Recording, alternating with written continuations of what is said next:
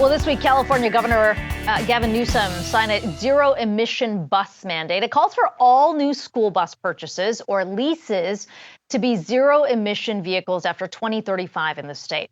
California isn't alone, though. It's following a similar path as Connecticut, Maryland, Maine, and New York.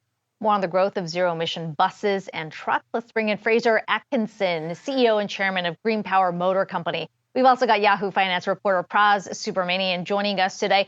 It's great to talk to you. We have seen this gradual push towards zero-emission vehicles with school buses, but how much of this would you say has really been spurred on by the IRA? Well, I'd say it's being more directed by state as well as the federal initiative that was announced several years ago that's already provided funding under the EPA school bus program. So I think it's multifaceted, and really there's a lot of advocates that have helped propel the electrification of school buses. Hey, Fraser, so you guys are, I understand, are going to start delivering some of these school buses in West Virginia in December, but you also had a pilot program going on with those buses. What are some of the key learnings you guys have sort of seen with operating kind of like heavy duty or medium class types of vehicles with electric power? Well, there's probably we learned or we had a number of items ratified that we knew of, but not the extent of. And what I mean by that is in the colder weather, EVs don't perform as well in terms of the range, in terms of the fact that the heater draws a lot of energy. Other than the traction motor, heaters draw the most of any other system on board the electric vehicles. And so that is something that we're adapting to in terms of how we can minimize or reduce the impact of the colder weather on an EV. And the other was infrastructure, that fortunately our vehicles are multifaceted in that they can accommodate both a level 2 and a level 3 DC fast charge. So we can set up our charging based on what is available. And with school districts, their depots are already largely operating at the max. So coming in with electric vehicles, where we need to install a lot of charging stations, has a significant impact on the ability of school districts to electrify in certain locations. Fraser, what does the cost differential look like when you compare specifically EV buses and trucks to their counterparts, ICE cars? Well, the capital cost is roughly double the equivalent ICE vehicle for a diesel-powered school bus is the equivalent for an electric vehicle, whether it's on this picture here, we have our Nano Beast, which is our Type A 25-footer, and our Beast, which is our larger 40-foot that can accommodate up to 90 passengers, and those are roughly double. But the other factor is that unlike other sectors that we deal with, such as in the commercial vehicle space or the passenger vehicle, where operators are looking at running our vehicles for 12, 14, 16 hours a day, with school buses, you run them in the morning and you run them in the afternoon. So the utilization of the vehicles is less than other sectors, and that impacts the overall return or the how you would evaluate your total cost of capital and operating costs for each vehicle. Hey, Fraser, so what are some of the key challenges you guys have faced sort of ramping up and building these buses, whether they're school buses or other types of mass transit buses? Is it securing batteries? Is it the cost of materials? What are some of the key challenges here for your business? Well, on the supply chain side, it seems like there's always a new challenge every 6 months. Right now we're going through believe it or not, a shortage of seats for some of the configurations and layouts that our customers are seeking. And those delays are in the magnitude of 16, 18, 20 weeks to get the seats, which impacts on your timeline on the production flow.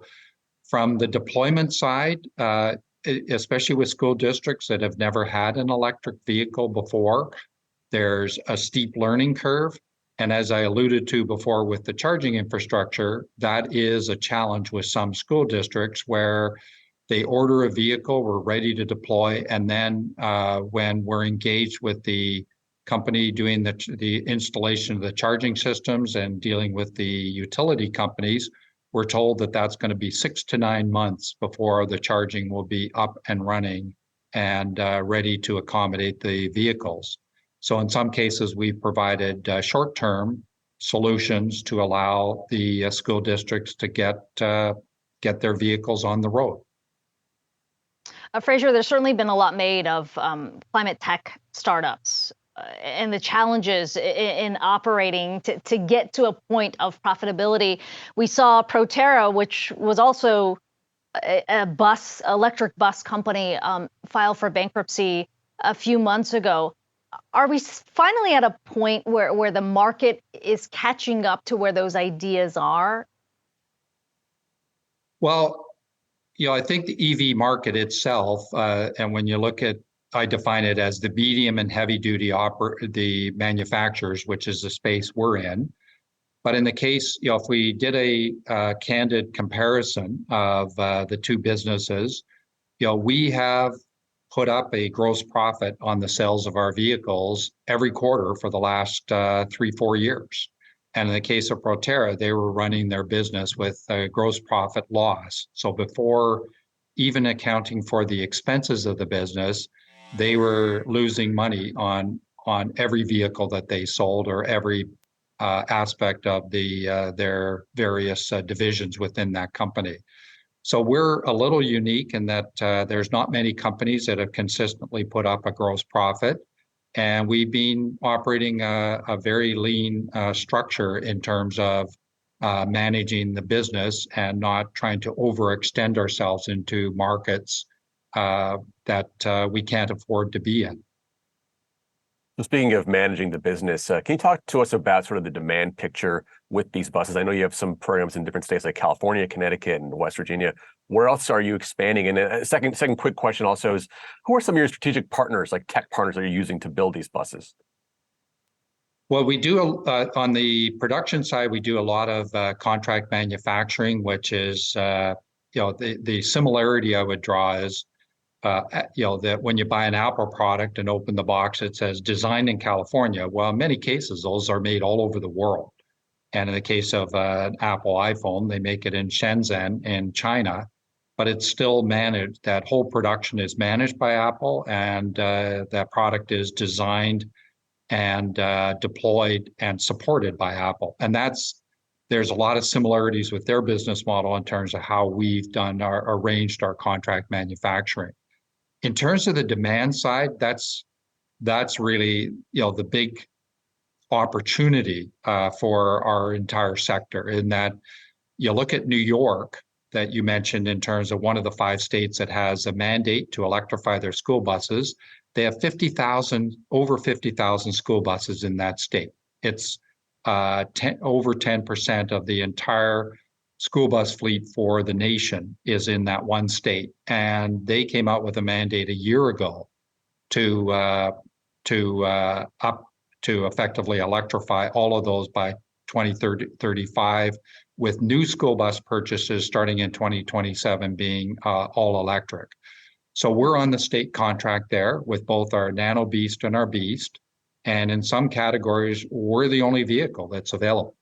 So we're having to look at ramping up for future demand that hasn't quite hit yet, but is coming.